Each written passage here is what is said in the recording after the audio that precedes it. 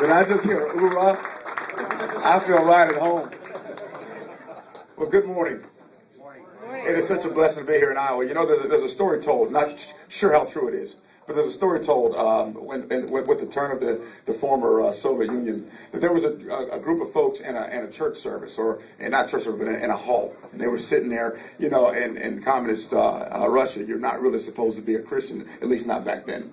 And it was relatively full in there. They were sitting around having prayer, and a platoon of the Soviet soldiers came into the temple or to the church, and they closed the door, and they said to the group, they said, listen, everyone that's in here, that is in here illegally, worshiping God in the name of Jesus Christ, we're going to give you one opportunity to leave right now. And those that remain in here, you're going to be executed for violating the law.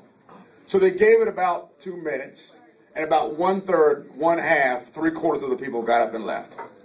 Walked out and took their faith with them, I guess.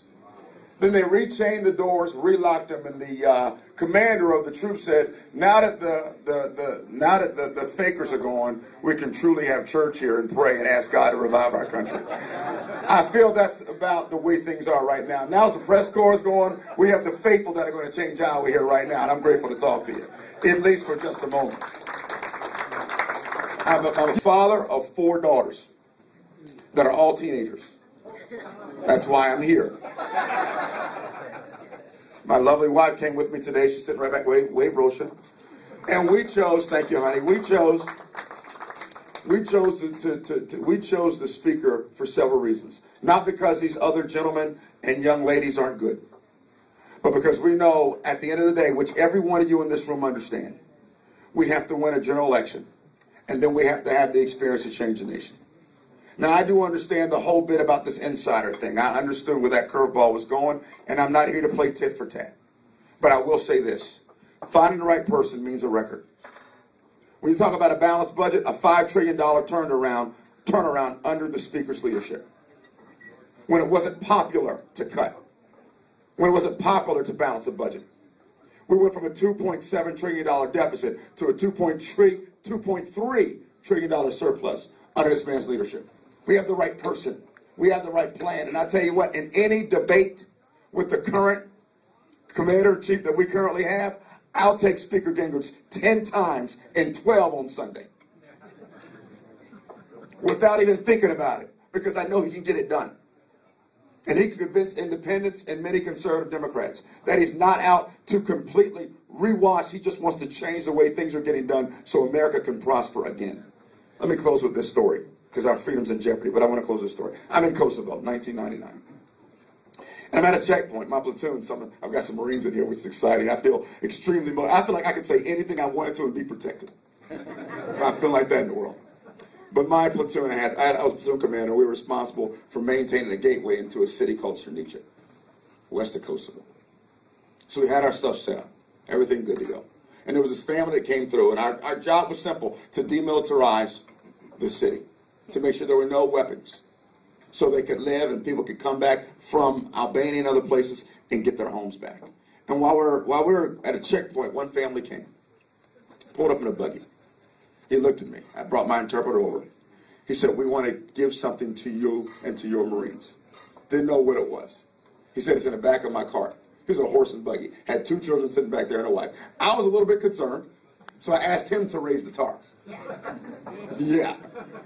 He raised the tarp, and there were 3 cases of Coca-Cola. Isn't that neat? And it was really neat because I was on hot water and MREs for the past 2 months. So he gave us those Cokes. He said, this is for your Marines, for what you all are doing for our village. Just broke my heart. It was a beautiful thing. We took those Cokes. I couldn't get them to the Marines fast enough. They were going probably in a matter of minutes. And just before dusk, I asked a couple of my fire team leaders to take us through one quick patrol just to make sure everything's good before nightfall. We did that, and we found that same man with his family standing in front of his home. It had been rubbished. And as he looked at his home, he couldn't even conceal his own tears. His son had his hand in his pocket. His daughter and his wife were still in the buggy. I was compelled. The Marine side was put down for a second, and the Christian side just came out. I wanted to help. So I put them in a little hasty 180 there, and I hopped down. He said, no, no, no, in his own tongue. He said, I don't need your help. I can rebuild my own home. Just give me the security and the time to do it. That's the spirit that our country's known for. I knew that spirit when I heard it. And that is the spirit and the freedom that we are in jeopardy of losing because of entitlement mindsets, a devastating dollar, a terrible economy, and a foreign policy, quite frankly, that is embarrassing. And we don't have time to play politics and be temperamental and guessing games about who you send on Tuesday to the White House. We have to have the experience. We have to have the know-how because our freedom is in jeopardy. I'm tired of race games. I'm tired of party games. Listen, at the end of the day, our enemies could care less whether we're black, white, red, or brown. All they want to know is, are we American freedom-loving heathens, as they call it? And if we don't do something now, and it's in your hands, I shudder to think what our future will bring. The next 4 years are vital. Please, I beg you, I pray, make the right decision. I believe I've made. Listen, God bless you, Iowa. Thank you so much for having me here. I really do appreciate the time.